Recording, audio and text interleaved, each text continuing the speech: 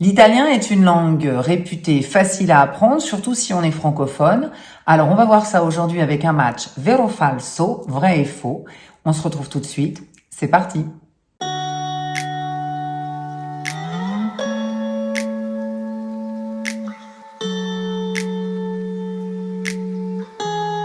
Bienvenue sur Novo Respiro, une petite chaîne qui parle de culture italienne pour découvrir, pour connaître, pour approfondir une Italie plus authentique, plus proche de la vraie vie des Italiens.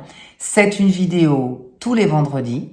Je vous invite à liker, à vous abonner, à partager et à commenter. Aujourd'hui, nous allons répondre à la question, l'italien, est-ce une langue facile à apprendre? Bien entendu, c'est selon Corinne, je n'ai pas la science infuse, mais j'enseigne cette langue et sa culture depuis un certain nombre d'années, donc je pense que je peux répondre à la question. L'italien, c'est facile à apprendre? Vero. L'italien, c'est facile à apprendre car c'est une langue qui est issue du latin. Donc effectivement, pour un francophone, il y a beaucoup de points en commun, beaucoup de ressemblances. Donc ce n'est pas aussi compliqué que d'autres langues comme le chinois, le russe ou l'arabe, et on peut très rapidement se débrouiller avec quelques mots. Donc oui, on peut dire que c'est facile à apprendre. L'italien est facile à apprendre? Vero? Oui, car la construction des phrases est la même en français et en italien, contrairement à d'autres langues, par exemple, où les choses sont différentes. Donc, on a nos repères, on est habitué, on ne se pose pas de questions. L'italien, est-ce facile à apprendre? Vero. Vero, car il y a de fortes ressemblances entre le vocabulaire français et le vocabulaire italien. Il y a beaucoup de mots dits transparents. Par exemple, la Repubblica, la République. Il presidente, le président. La pubblicità, la publicité. La felicità, felicità. La félicité. Et beaucoup de mots disposent d'une racine proche et d'une racine commune. Donc on arrive toujours à s'y retrouver. Falso, car il y a des points de grammaire qui ne sont pas faciles. Par exemple, les articles définis. En français, on en a 4. Le, la, l'apostrophe et les. Eh bien en italien, on en a le double. Un autre point de grammaire qui est compliqué à apprendre, ce sont les adjectifs possessifs. Car il y a des exceptions et il y a des exceptions aux exceptions. Pourquoi faire simple quand on peut faire compliqué? J'ai regardé un petit peu, il y a 4 points de grammaire qui sont vraiment pas évidents à comprendre. Bon, une fois qu'on a pris le coup, c'est comme tout. En faisant des exercices, on arrive sans problème, à passer la difficulté. Faux, car il y a des changements de genre du français à l'italien.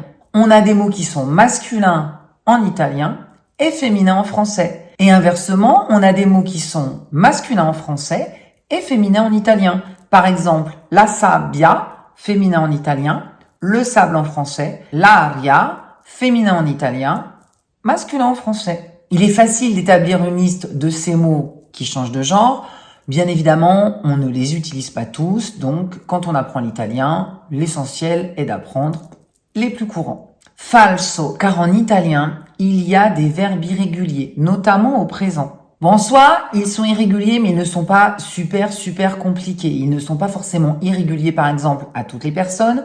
Et il y a des points communs entre certains verbes qui se ressemblent beaucoup. Donc l'idée, c'est vraiment, quand on les apprend, de les apprendre en même temps. J'ai regardé un petit peu, moi j'en compte personnellement une douzaine qu'il faut vraiment connaître parce qu'on les utilise tout le temps. Par exemple, on va avoir fare, faire, on va avoir volere, vouloir, potere, pouvoir, sapere, savoir. Vraiment, les plus courants, 12 pas plus, franchement. La plus grosse difficulté dans les conjugaisons, pour être honnête, c'est l'apprentissage. Il y a un passage obligé par le par cœur, nous n'avons pas le choix, mais ça concerne toutes les langues et pas seulement l'italien.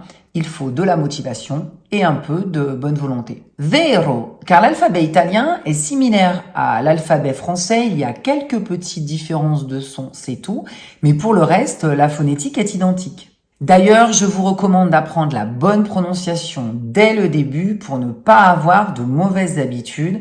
Je le dis souvent, parler italien ce n'est pas difficile, mais parler avec un bel accent italien, c'est autre chose.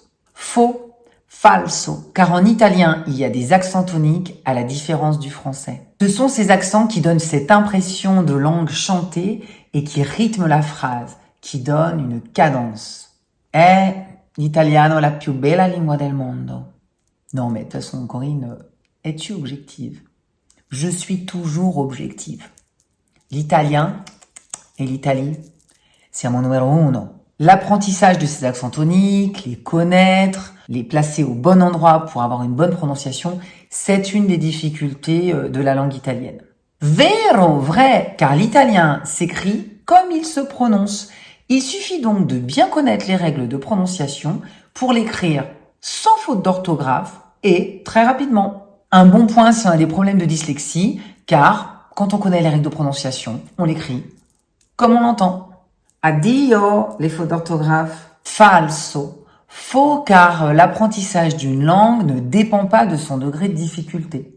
L'apprentissage d'une langue dépend plutôt du temps et de l'énergie que l'on va y consacrer. Bien entendu, à partir du moment où on vise un niveau avancé, voire bilingue, il va falloir fournir des efforts, il va falloir s'investir totalement. Pour l'italien, comme pour toute autre langue. Bon, petit bilan de ce match vero-falso. Si mes comptes sont bons, on a 5 points pour le vero et 5 points pour le falso. Et je vous jure, j'ai pas triché, hein. J'ai pas prévu le truc avant, hein. En résumé, l'italien n'est pas difficile à apprendre, mais si vous voulez viser un niveau assez conséquent, il va falloir bien entendu un apprentissage régulier. Non, ne croyez pas une personne qui vous dit genre avec une appli, j'ai appris l'italien en 3 semaines, en 1 mois, même pas en rêve. Hein. À la limite, voilà, on peut faire des exercices de grammaire, mais bon, une langue, n'oubliez jamais, c'est aussi une culture, une façon de penser. Il faut comprendre la mentalité du pays. Bon, j'attends vos commentaires. Dites-moi si vous parlez déjà italien, si vous avez envie de l'apprendre, si vous êtes prêt à vous lancer. Et si une petite vidéo sur la langue italienne vous intéresserait, on pourrait par exemple en faire une fois par mois. Dites-moi, je suis ouverte à toute proposition. Voilà, moi je vous dis à vendredi pour un nuovo respiro. Ciao ciao!